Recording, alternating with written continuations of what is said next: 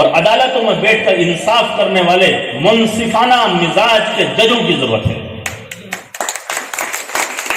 ہمیں بہترین وکلاء کی ضرورت ہے۔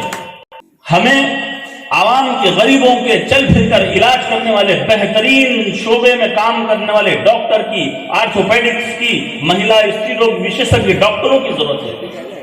ہمیں بہترین پترکاروں کی ضرورت ہے۔ اس ملک کو بلندی پر لے جانے والے ڈاکٹر اے پی جے عبدالکلام آزاد جیسے سائنٹسٹ ایک نہیں بے شمار کی ضرورت ہے۔ سرچ کرتے وقت مجھے ایک عجیب سی بات ملی، honourable supreme court of India کی پہلی مہیلا جج فاطمہ بی بی ہماری قوم و ملت کی ایک لیڈی تھی۔ الصلاة والسلام على سید الانبیاء والمرسلین وخاتم النبیین ورحمة للعالمین۔ وقال اللہ تبارک وتعالی فی القرآن المجید والفرقان الحمید۔ سینے میں دھڑکتے ہوئے احباب اور میری ماں و بہنوں، اللہ تبارک و تعالی کا ایک بے انتہا شکر اور احسان کا معاملہ ہے کہ ہمیں ایک بہت ہی بہترین پروگرام میں شرکت کرنے کا ہمیں ایک موقع عنایت فرمایا گیا ہے، اور میں اپنی خوش نصیبی سمجھتا ہوں اس بات پر کہ ہماری قوم و ملت کے نوجوان بچے بچیاں جنہوں نے امتحانات میں بہتر نمبر حاصل کیے، اپنی محنت اور اپنی قابلیت کی بنیاد پر کیے، ان کے اعزاز کے لیے بچوں کی ایک ایسی ٹولی سامنے آئی جن کے نام سے بھی میں واقفیت اس پروگرام سے پہلے نہیں رکھتا تھا۔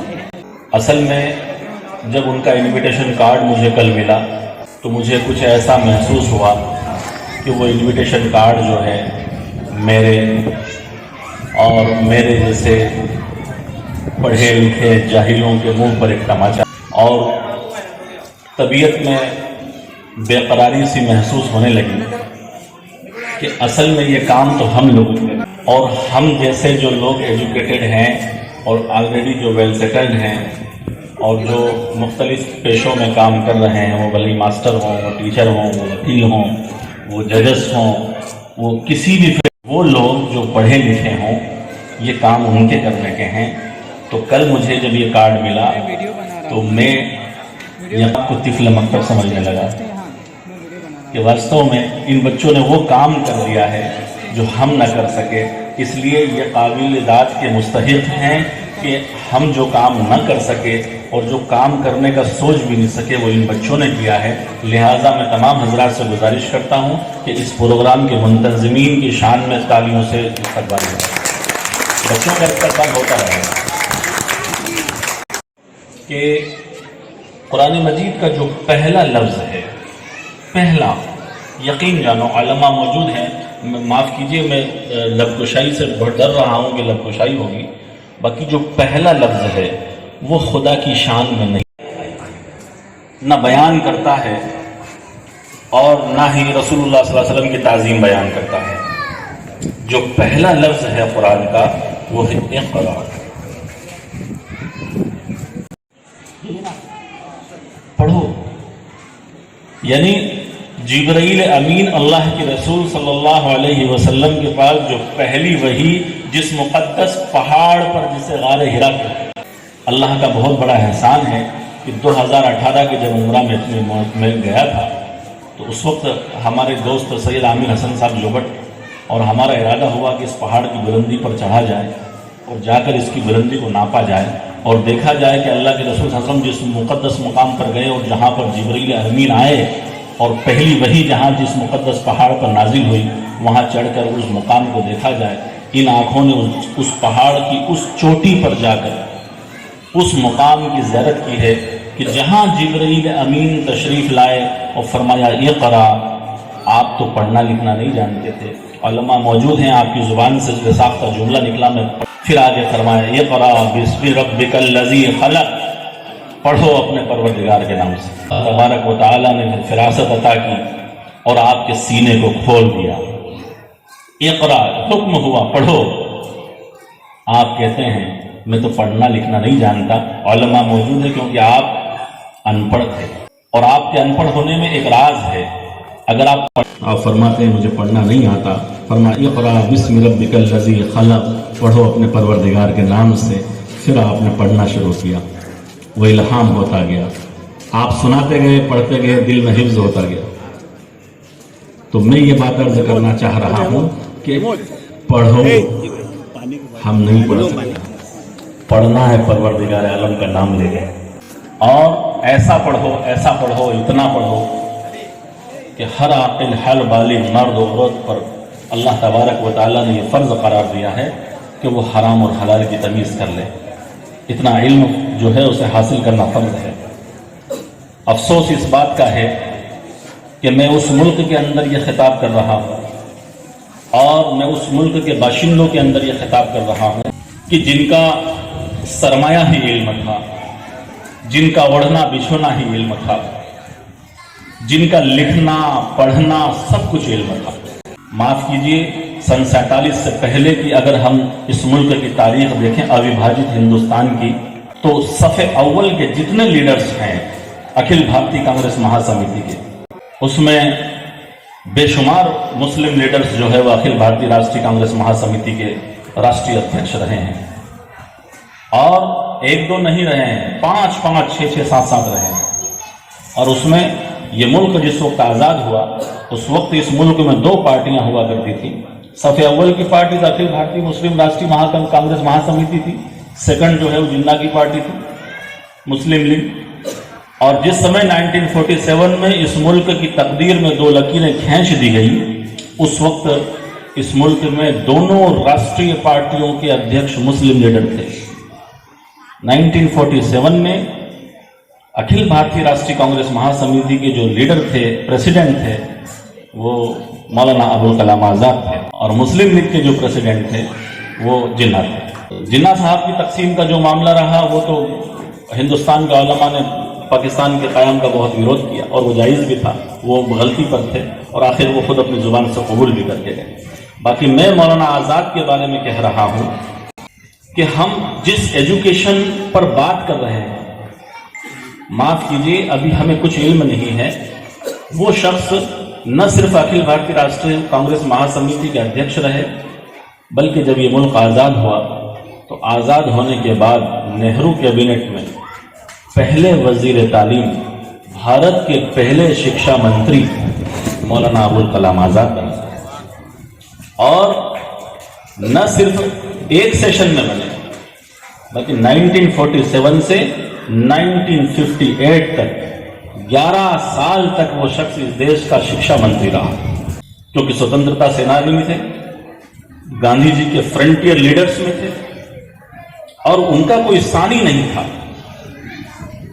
اور میں آپ سے ایک بات عرض کرنا چاہوں، میں ان انسٹیٹیوشن کے نام نہیں لینا چاہتا، مگر ہندوستان کے صف اول کے جتنے انسٹیٹیوشن ہیں، وہ بھلے ہی انجینئرنگ کے ہوں، وہ ڈاکٹری شعبے کے ہوں، یا ریسرچ فاؤنڈیشن کے ہوں، تمام کی بنیاد حضرت مولانا ابوالکلام آزاد کے ہاتھوں سے اس کی سنگ بنیاد رکھی گئی. اور آج ان کے اندر بے شمار ڈاکٹرز، انجینئرز اور جو ہے ویگیانک جو ہیں ہر سال جو ہے پاس آؤٹ ہو رہے ہیں. اور 11 نومبر تاریخ نوٹ کریں آپ، 11 نومبر حضرت مولانا ابوالکلام آزاد کا برتھ ڈے. آپ مکہ میں پیدا ہوئے تھے، مکہ شریف میں پیدا ہوئے تھے، اس کے بعد ہندوستان تشریف لائے تھے. آپ کے والد محترم بھی تشریف لائے تھے. مولانا ابوالکلام آزاد کا برتھ ڈے 11 نومبر کو، اور جس ملک میں رہ کر میں آپ حضرات سے خطاب کر رہا ہوں، اس ملک کے باشندوں کو، اور کچھ وقت پہلے تک مجھے خود کو اس بات کا علم بھی نہیں تھا کہ بھارت کا وہ مہان لیڈر، وہ اتنا مہان تھا کہ جب راشٹریہ شکشا دیوس گھوشت کرنے کی بات آئی تو بھارت کے تمام لیڈرز پشو پیش میں رہ گئے کہ اس قابلیت کا کون لیڈر ہے جس کے برتھ ڈے کے اپلکش میں راشٹریہ شکشا دیوس منایا جائے. تمام قاصر رہے اور مولانا ابوالکلام آزاد کے نام پر مہر لگی. اور 11 نومبر اس ملک میں راشٹریہ شکشا دیوس ہمیں آج سے پہلے معلوم ہو نہیں ہو، میں خود قاصر رہا ہوں یہ معلوم کرنے سے، مگر جب میں ریسرچ پر پہنچا اور تحقیق کی بنیاد پر میں اپنی بات عرض کر رہا ہوں. آپ حضرات گوگل پر، انسائکلوپیڈیا پر جہاں سرچ کرنا چاہیں اتہاس کے پنوں میں تمام مٹیریل آپ کو دے سکتا ہوں. 11 نومبر حضرت مولانا ابوالکلام آزاد کے برتھ ڈے کے اپلکش میں سمپورن بھارت میں راشٹریہ شکشا دیوس کے اپلکش میں منایا جاتا ہے. میں اس قوم کے بندوں سے خطاب کرتا ہوں. تو میں عرض یہ کر رہا ہوں کہ تعلیم ہمارا اوڑھنا اور بچھونا ہے.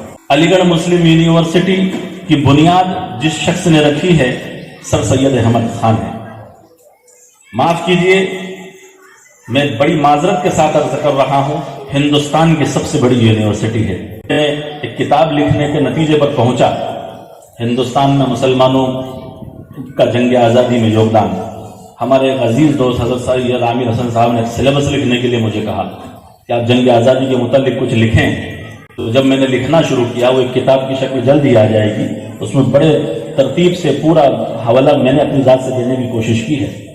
تو میں عرض یہ کر رہا ہوں کہ جب وہ لکھنے کے لیے جب میں آگے آیا تو مجھے بڑی عجیب سی باتیں پتہ چلی کہ ہم لوگ کیا کیا کر کے گئے ہیں، اس ملک میں کر کے گئے. علی گڑھ مسلم یونیورسٹی کی بنیاد 467 ہیکٹر کی زمین پر کسی شخص نے اگر رکھی، سر سید احمد خان صاحب نے رکھی. اور ہندوستان کا سب سے بڑا تعلیمی مرکز، تعلیمی ادارہ سب سے بڑا Jamia Millia university central university ہے. حکیم اجمل خان اور مولانا محمد علی جوہر اس کی سنگ بنیاد رکھتے ہیں. اب آپ حضرات کو ایک بات بڑی عجیب سی پتہ چل رہی ہوگی کہ یہ مولوی حضرات اس وقت میں عصری تعلیم اور علوم کی فکر کیوں لے رہے ہیں.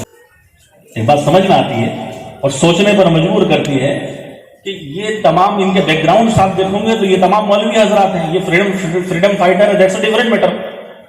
مگر انہوں نے، میں اپنی پوری ذمہ داری سے ایک بات عرض کر رہا ہوں، تعلیم کو 2 طبقوں میں نہیں بانٹا تھا. دینی اور دنیاوی تعلیم کے بیچ میں ایک لکیر نہیں کھینچی تھی. دور حاضر کے جاہلوں نے اس کے بیچ میں وہ دیوار کھڑی کر دی گئی ہے کہ یہ دین کی تعلیم ہے اور یہ دنیا کی تعلیم ہے. میں قطعی طور سے تعلیم کو دین اور دنیا دونوں نقشوں میں بانٹنے کی میرا نفس مجھے اجازت نہیں دیتا. علم ہے، اسے اگر چین جا کر بھی حاصل کرنا ہو تو ہمیں وہ حاصل کرنا ہے. ہمیں آج کے دور میں بہترین قابل علماء کی ضرورت ہے، بہترین قاریوں کی ضرورت ہے. ہمیں اس دور حاضر میں بہترین مفسر کی ضرورت ہے، ہمیں بہترین محدث کی ضرورت ہے، ہمیں بہترین مقرر کی ضرورت ہے. مگر میں آپ حضرات سے ایک بات عرض کرنا چاہتا ہوں کہ جس طرح ہمیں ان تمام علوم کے ماہرین کی ضرورت ہے، اسی طرح ہمیں آج قوم و ملت میں اور عدالتوں میں بیٹھ کر انصاف کرنے والے منصفانہ مزاج کے ججوں کی ضرورت ہے. ہمیں بہترین وکلاء کی ضرورت ہے. ہمیں عوام کے غریبوں کے چل پھر کر علاج کرنے والے بہترین شعبے میں کام کرنے والے ڈاکٹر کی، آرتھوپیڈکس کی، مہیلا استری روگ وشیشجঞ ڈاکٹروں کی ضرورت ہے. ہمیں بہترین پترکاروں کی ضرورت ہے. اس ملک کو بلندی پر لے جانے والے ڈاکٹر اے پی جے عبد الکلام آزاد جیسے سائنٹسٹ ایک نہیں بے شمار کی ضرورت ہے.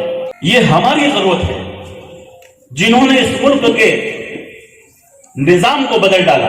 میں جب جنگ آزادی کے متعلق پڑھ رہا تھا، ریسرچ کرتے وقت مجھے ایک عجیب سی بات ملی. Honourable supreme court of India کی پہلی مہیلا جج فاطمہ بی بی ہماری قوم و ملت کی ایک لیڈی تھی. سپریم کورٹ آف انڈیا میں جج بننا ایک بڑا کمال تھا. مگر کیرل کی وہ خاتون پہلی مسلم آنریبل سپریم کورٹ کی جج بنی. میں اس قوم سے مخاطب ہوں جس کے پہلے ایجوکیشن منسٹر مستقل 11 سال مسلم لیڈر رہے. میں اس قوم سے مخاطب ہوں ڈاکٹر ذاکر حسین، ڈاکٹر فخر الدین علی احمد. میں کن کن کے نام گناؤں، حتیٰ کہ ڈاکٹر اے پی جے عبد الکلام کو تو ہم نے اور آپ نے دیکھا.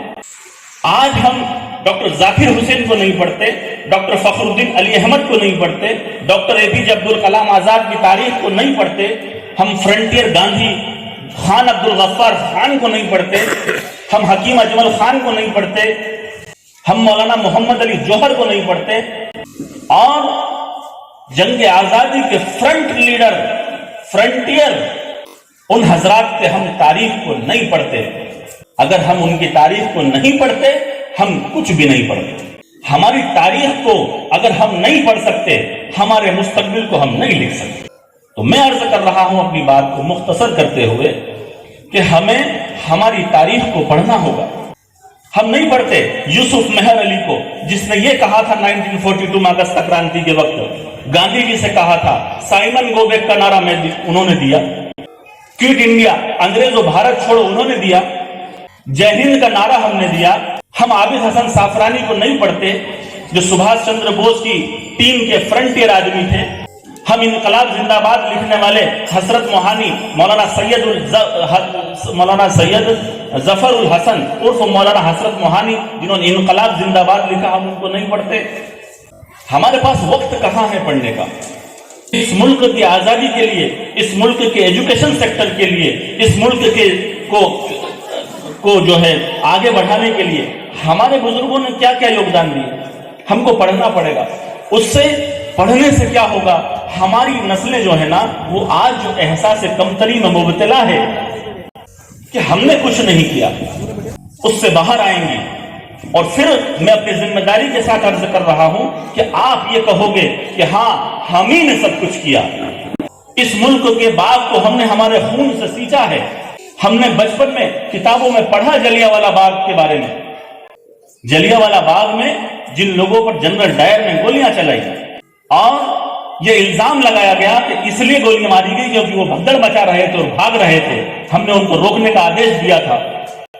فرنٹیئر گاندھی، سیمانت گاندھی کا لقب کسی شخص کو اگر ملا ہے تو خان عبد الغفار خان کو ملا ہے. تو خان عبد الغفار خان نے انگریز حکومت سے خطاب ہو کر اس وقت کہا تھا اگر اس جلیانوالہ باغ میں جتنے لوگ مرے ہیں ان میں آدھی سے زیادہ تعداد مسلمانوں کی ہے. اگر ایک کی بھی پیٹھ پر گولی دکھا دیں گے تو مسلمان جنگ آزادی سے باہر ہو جائیں گے. ایک کی بھی پیٹھ پر اگر گولی دکھا دو گے 3 دن تک ان لاشوں کے پوسٹ مارٹم کرے. میں اپنی ذمہ داری کے ساتھ بول رہا ہوں ایک کو بھی پیٹھ پر گولی انگریز حکومت نہیں بتا سکتی. میں اس قوم سے خطاب کر رہا ہوں.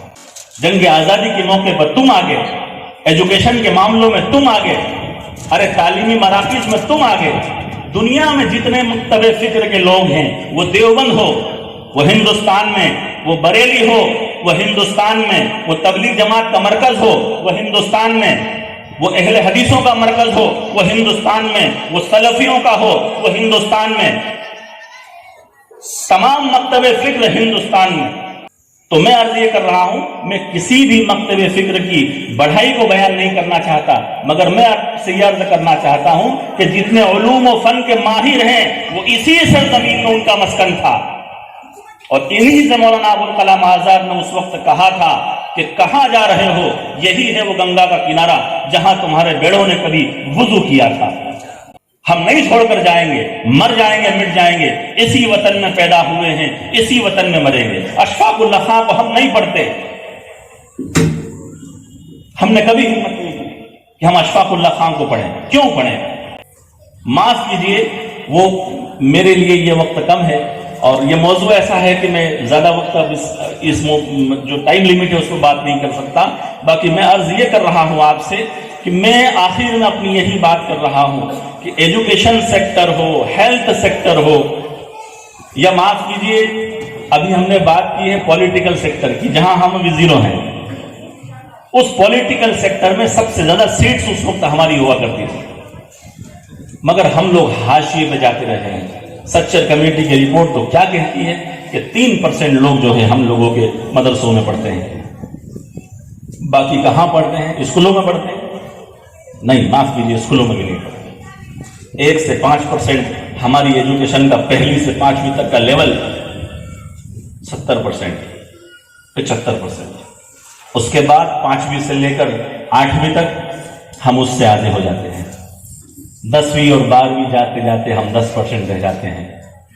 ابھی کچھ دن پہلے میں نے ککشی کالج کی تعداد کے بارے میں معلوم کرا تو وہاں 10 سے بھی کم تعداد ہماری ہے. 10 سے بھی کم. اپنی ذمہ داری سے بات کر رہا ہوں. 10 سے بھی کم. 8,000 9,000 کی آبادی میں 10 سے بھی کم. کالج تک ہمارا طبقہ پہنچ ہی نہیں پا. اس لیے ہم کو فکر اس بات کی کرنی ہے کہ یہ طبقہ جو اب آگے بڑھ رہا ہے اس کو ہم جانی مالی تعاون کے ذریعے بھی اگر ہو سکے تو آگے بڑھائیں. اور یہاں میری مائیں بہنیں بیٹھی ہیں، یہ ذمہ داری آپ کی ہے. مرد ذرا غافل رہتے ہیں، وہ اپنے ضروریات کے کام میں بیزی رہتے ہیں، انہیں معاف کیجیے آج کے دور میں بچوں کے مستقبل کی بھی مردوں کو فکر نہیں رہی. مگر میری مائیں بہنیں یہاں موجود ہیں، میں ان سے خطاب کر کے کہہ رہا ہوں، ایک روٹی کی بجائے آدھی روٹی کھا لینا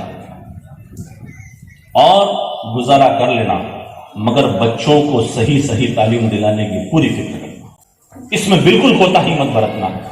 یہ تمہارے اور اس ملک کے مستقبل ہیں، یہ اس ملک کے بھوشیہ ہیں، یہ چراغ ہیں اس ملک کے جو اس ملک کی شمع کو روشن کریں گے.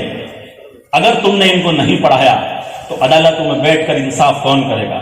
تم نے اگر ان کو نہیں پڑھایا، یہ جو مریض جو گھوم رہے ہیں پریشان حال، جو پیسوں کی وجہ سے سسک کر اپنے دم توڑ رہے ہیں، ان کی بیمار پرسی کون کرے گا؟